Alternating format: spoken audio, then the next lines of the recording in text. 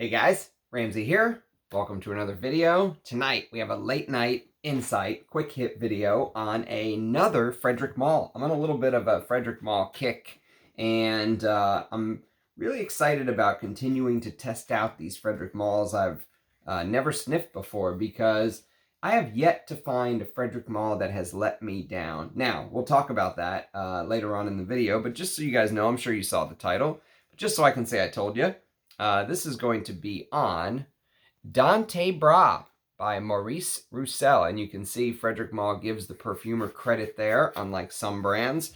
And this is a sample that was very kindly sent to me by one of you, one of my perfume fairy god people. And so I've been wearing it, and I'm going to give you my early impression, my initial impressions. Again, this is a quick hit video. It's not a full review. Obviously, tastes and what you smell can change, but this is kind of my early impression. But first, before we do that, I have a surprise. Yes, a surprise. Right after I did my earlier video today, this showed up in the mail. And how could I say no to an unboxing? Everyone's favorite event, and there will be more unboxings to come. And so I hope you like unboxings, because I'm going to show you what I've been buying. And of course, I'm not sponsored. I don't have brands sending me free bottles, although I do have a couple of you very kind folks that have sent me free bottles, which is more than generous. I am definitely undeserving of that, but I don't have brands sending me free bottles. And so anything that you see come in full bottle form is usually stuff that I've paid for with my own money. So let's get into this. I think okay. Yeah, this is the baby bottle. This is a 10 ml. At least I think it's a 10 ml. It's supposed to be a 10 ml. It looks like a 2 ml. It's so small. All right, it's starting to get a little heft to it, but God, I can't believe this was what it was. But I did get a decent deal on these two, okay? So I didn't pay too much. And one of them, you'll see, it's one of my favorite fragrances of all time in a vintage format. I couldn't say no because the price was outstanding. And this is a Guerlain that I have wanted to try and smell for a long, long time. And without any further ado, the Guerlain is called Rose Barbar. Now, this is the newer Guerlain design, if you will. It's got the B, the Guerlain B on the back, which, interestingly enough, I think the B was supposed to be the symbol of one of the royal courts. I forget which one, but I'm sure someone out there remembers. And if you had, the charter of the royal court to produce perfume for the Queen of Spain or whoever it was, they would give the official B, and that's kind of where it came from. So let's just take this little... I'm assuming it's a twist cap. Interesting. I like that. Okay. Okay, so, obviously this is not a full bottle in the new format. These full bottles, these full Guerlain bottles are extremely expensive in this new format. And I think there's a hair in it.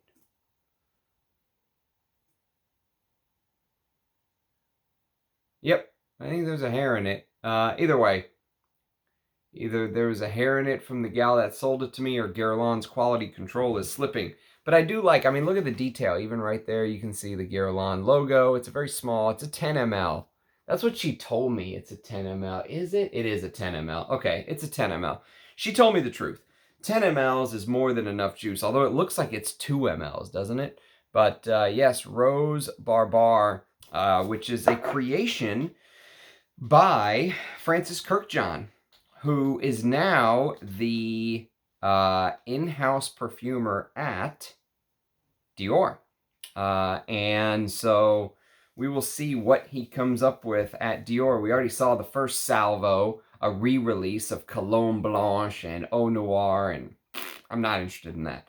I want to see what else he's really working on, not re-releases. But this is apparently a floral powdery fragrance by Francis Kirkjohn, and I've heard many people that I really trust say that this is one of their favorite rose fragrances. And so I like to, do videos on different fragrances and let my nose decide for myself. And so I didn't want a full bottle, but I did want enough juice to be able to talk with it about you guys one day in the future. So there you go. And I do like this packaging. It's okay. I hate that Guerlain changes their packaging over and over and over. And I hate that they like tripled or quadrupled the price when they switched to the new packaging. I do not like what LVMH is doing with Guerlain's pricing model. It is outrageous. But enough of that. I'm sure they will either decide to,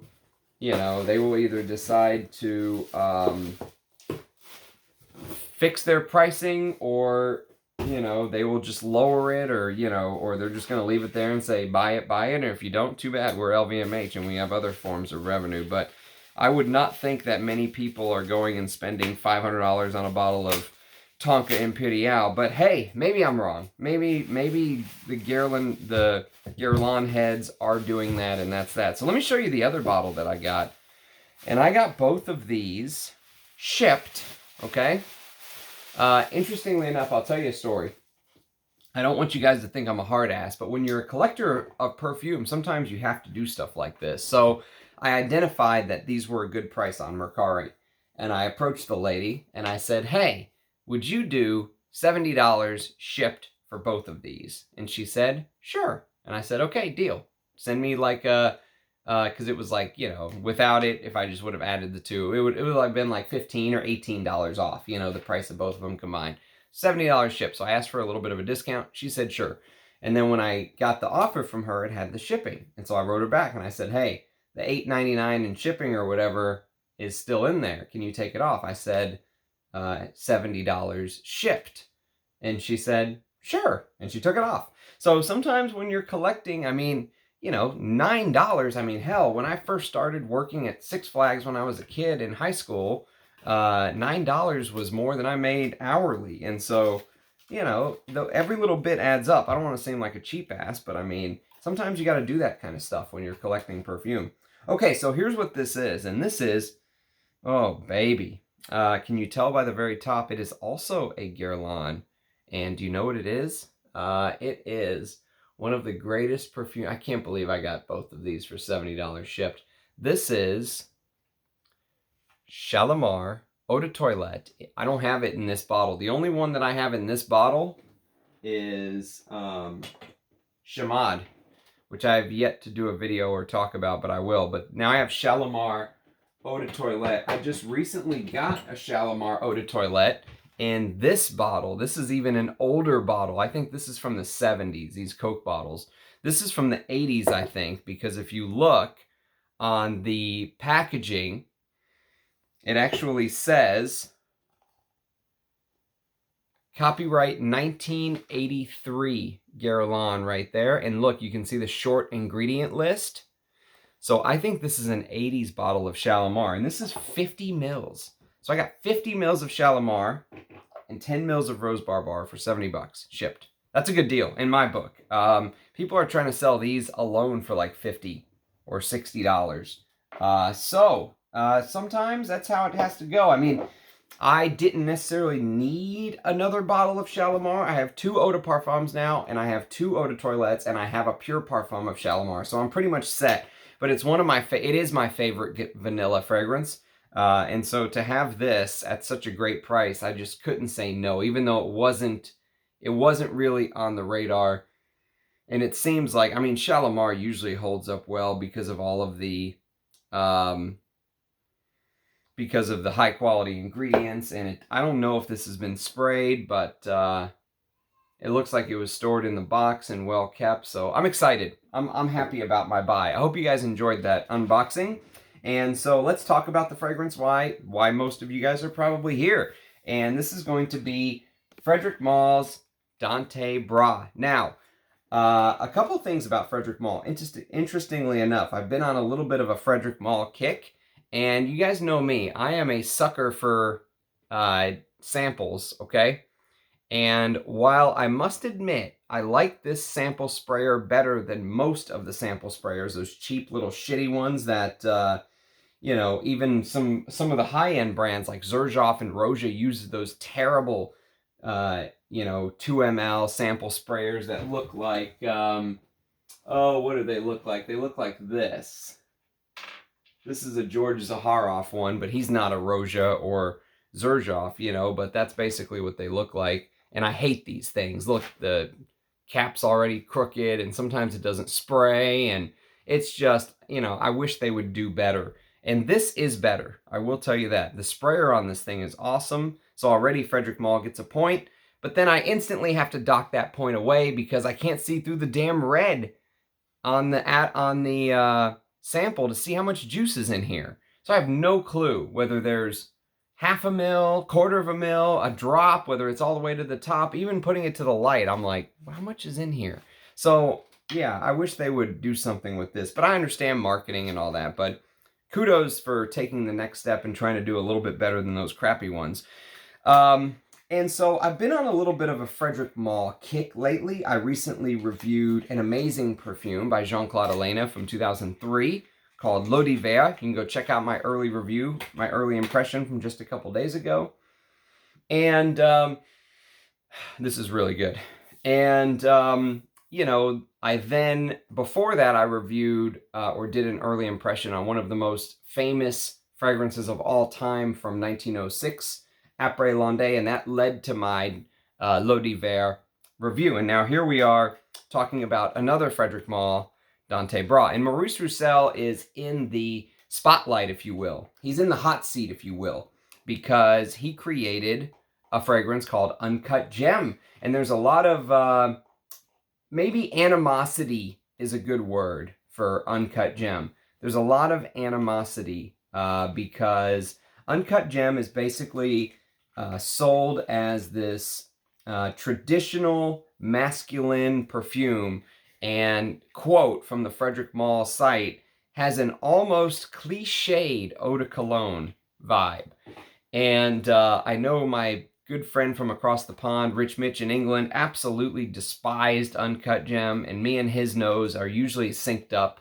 Normally, 99% of the stuff I like, he likes, and 99% of the stuff I hate, he hates. But to be fair, this is one of the ones that we disagree on, and it's one of my favorite fragrances of all time, Shalimar. So, it doesn't always work out, so maybe I'll love Uncut Gem. That's why I always like to make up my own mind, but I'm not hearing good things about it, I'll tell you that. So Maurice Russell is kind of a figure that is sometimes loved and sometimes hated, but the people who love him really love him. In fact, he's one of my subscriber, Rachel's, he's one of her favorite perfumers, and I really trust her nose. She has a fantastic nose, and I know that she has been through a million fragrances, and she goes to like fragrance conferences and classes, and so you know, for this to be her favorite perfumer, I put a lot of stock into Maurice Russell, and I always give him a chance. And I'll tell you what,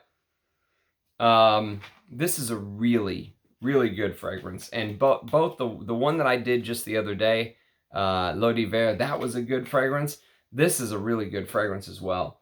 In a different way, of course. Maurice Russell and Jean-Claude Elena have very different styles. But what's interesting is when you first spray this, this really opens up smelling exactly like you would expect a Maurice Russell fragrance to smell like. So what do I mean by that? Well, let's talk about the fragrance a little bit first. So this is basically a 2008 release, and here's the description of the scent for those of you that don't know anything about it, because I knew nothing about it, to be honest with you. And it says, the scent of an embrace, okay? A moment of closeness full of promise and the addictive feeling of mutual dependency. Cashmeran, which performs like a vibrating musk, is crowned with violet, warmed by heliotrope, and imbued with the saltiness of moist skin. Interesting. Sandalwood adds a milky softness, and white musk a clean magnetism, evoking the scent of someone you couldn't live without. Okay, so I don't know if I necessarily would agree with that write-up, but it is an interesting view on the fragrance. So here's the here's basically the note breakdown, if you will, of the famous Dante Bra. So here's the note breakdown. So at the very top, you have bergamot, you have clove, jasmine, and violet. And that violet is a very important note. It's one of the main notes in the note breakdown. If you ask me to highlight the main notes, violet would be one of them. That purple violet really is there, ever present from the beginning, okay? But what's also ever present, along with that floral vibe, the jasmine and the violet play a major role in this fragrance. Along with that floral vibe is this spicy chaser. And I call it a chaser because it's almost like it's lurking in the background, like it's chasing you. Or you could also think of it like this.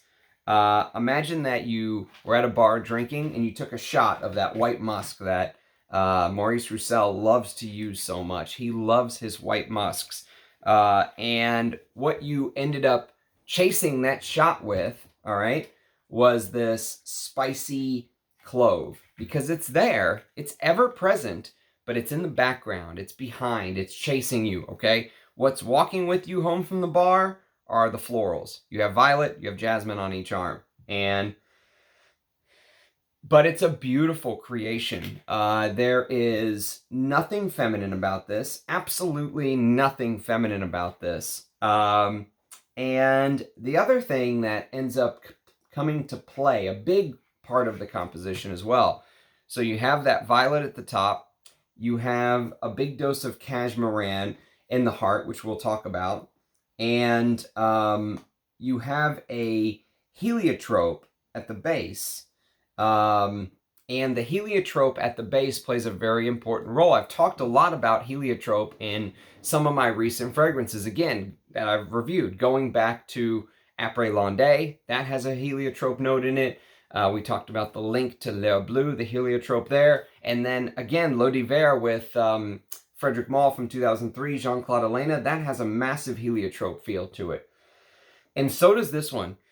And this heliotrope, the way that I would describe the heliotrope in Dante Bra, and again, this is initial first impression, first wearing, basically. And it's been on my skin now for a couple hours, but first wearing, first exploration of this fragrance. Okay, so the way that I would describe this heliotrope, unfortunately I have no other way to describe it, but it does have this spongy memory foam thing that I talk about all the time, right? You squish it, it pops back. That's the texture of heliotrope. And it also has this almondy-like feel, which links back to fragrances like Après Landais, Tonka Imperial. That almondy-like vibe is here as well. And this actually predated Tonka Imperial. But the heliotrope gives it that little bit of almond-like vibe.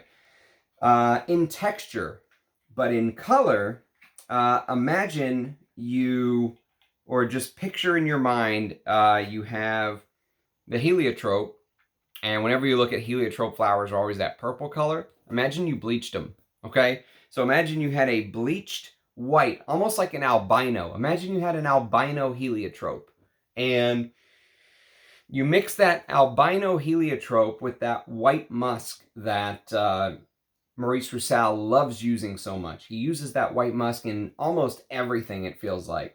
And you know who else uses the white musk in almost everything? Captain Kirk. Captain Francis Kirkjohn.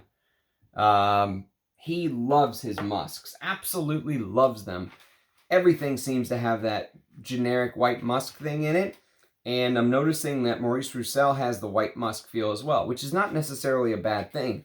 Because with the white musk is patchouli in the heart with sandalwood.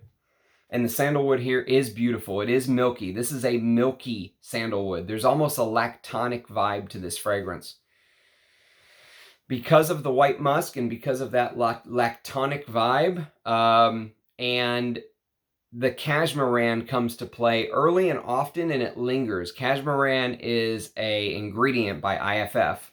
And it's basically described as being multifaceted, but smelling of floral notes, woody notes, spicy notes, and musky notes. So all of the, the ways that I would maybe describe Dante Bra is what cashmeran smells like. And there's a big dose of it in here. And it really gives the fragrance this push. You know, this fragrance doesn't necessarily feel like it sits super close to the skin. It doesn't feel like it's a soft skin scent that's supposed to smell like a, you know, soft woman's skin. There's some push to this because of the cashmeran. Now, again, it's only been a couple hours, so maybe it really settles down. But for right now, I would say it is decent projection. It's not super close. It's not super light. And then on top of that, there is this frankincense. And the frankincense is beautiful. The frankincense is toned down. It is light. It's not a heavy frankincense, but just the presence of frankincense, just the appearance of the note and the presence of it adds a little bit of masculinity. And I would again reiterate, if you are a man, do not pass this fragrance up from giving it a chance to test it just because it's targeted towards females. Just because it's marketed as a women's targeted fragrance, this is completely unisex. And I would even venture to say that this would be an absolute knockout on a guy who had the confidence to wear this. I mean, just, you have to have the confidence to pull something like this off. But I think it would go over beautifully, absolutely beautifully. It would really make you stand out. And, you know, the thing that I was thinking about as I was kind of testing this fragrance is I have another Maurice Russell creation that came out many years before this, 8 years before Dante Bra. He released this. And this is a fragrance called Helmut Lang Eau de Cologne. Okay, now the Eau de Cologne came out in the year 2000. It is discontinued. I actually sprayed it here on my blotter because I was wanting to remember what Helmut Lang Eau de Cologne from the year 2000 was all about. And, you know, it's interesting because it starts out a little bit different. There is this antiseptic vibe in the opening. And if you know what this fragrance is supposed to smell like, the antiseptic vibe will make sense to you. Okay? With lavender and rosemary. And so that probably because just due to the fact that there is lavender and rosemary, two traditionally masculine notes, they marketed Helmut Lang for men. Okay? But this is another one that's completely unisex. Ladies, if you like Maurice Russell's work, do not turn away from this just because it's marketed towards men. There's very little that makes this a man's fragrance. It is just a clean, you know, white musk. Someone mentioned bedding. Interestingly enough, the very first comment on Dante Bra on Parfumo, it's actually titled, the title of the very first comment is, "Why does no one talk about this on YouTube? Question mark, question mark, question mark, question mark." Well, here we go. We're talking about it on YouTube. But he mentions a clean bed feel, a significant other with a clean bed. And I completely get what he's talking about, but the brief for the clean bed was actually this. This was supposed to be the clean sheets fragrance. And it was a Maurice Russell. And look at the note listing. Lavender and rosemary, but listen to this. Heliotrope, jasmine, lily of the valley, rose, musk, patchouli, sandalwood, and cedar. Okay, so there's a couple notes that Dante Bra doesn't necessarily have. Dante Bra doesn't have rose. It doesn't have lily of the valley. And it doesn't have cedar in the base, but it does have cashmeran, which gives off this woody-like feel. And so I was just thinking, you know, it's a very interesting comparison, because even though this opens up very different, and so it has this antiseptic vibe, which makes sense to me. You know, again, if you don't know what Helmut Lang Eau de Cologne from the year 2000 is supposed to smell like, just do a little Google search. You'll pull it up, and it'll make perfect sense, the antiseptic vibe. It has this antiseptic on clean sheets vibe, okay? And it also somehow feels, it feels a little bit more fresher. Maybe because it doesn't have that heavy dose of cashmeran, which makes this Dante Bra feel a little bit maybe more modern, okay? Maybe feel a little bit more modern. Also, this is an eau de cologne, the Helmet Lang, and the Frederic Malle is an eau de parfum, I believe. What are you? Yeah, Edie. Oh wait, no, that's not right. What are you? Yeah, eau de parfum. Eau de parfum.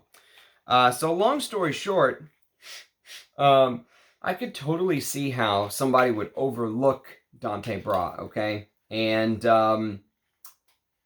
it really seems like this is Maurice Russell in his element. You know what I mean? This really makes me think that all of the rumors and, you know, Frederic Malle has pure authority to do whatever he wants. Of course he does. I mean, even back then, he had his own brand. I don't think he sold to Estee Lauder by then.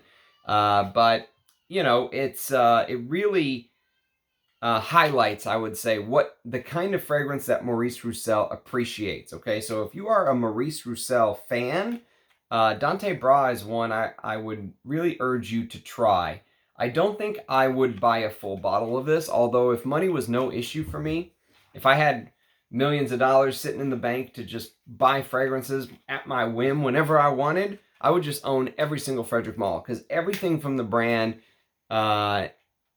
feels unique, and it feels like they put time into it. All of the things that we complain about modern fragrances, as a vintage lover, like today I'm wearing Polo Crest from 1991. Beautiful fragrance, extremely hard to find, but I enjoy wearing these vintages way more than niche many of the times.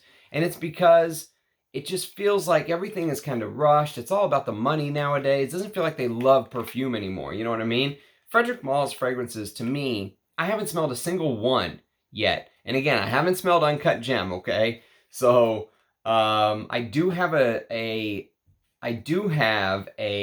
decant, a small decant of Synthetic Jungle somewhere around here. So we can continue the Frederic Malle early impressions if you guys want. So I can do Synthetic Jungle soon. But I heard even though Synthetic Jungle is extremely green and you know, it's a well-made fragrance, though. I hear Uncut Gem is just a disaster.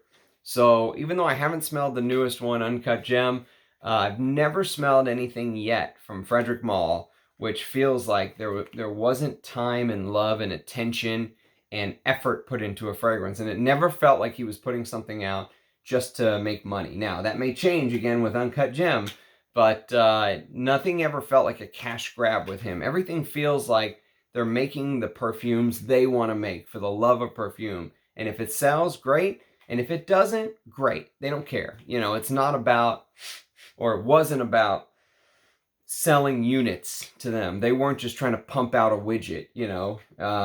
They were doing it for a higher calling. And that's the way to make money in the perfume game for me. If for my money, you know, if you said, Ramsey, you're going to be a creative director, make a fragrance lineup, or, you know, release a fragrance every year or whatever it is, that's the way that I would do it. I would do it the way Frederic Malle has done it. They don't release 20 fragrances at a time. Every fragrance feels like there is attention to detail and love and effort, and it really feels like they're doing it for the love of perfume. And that's what you want. The money will follow.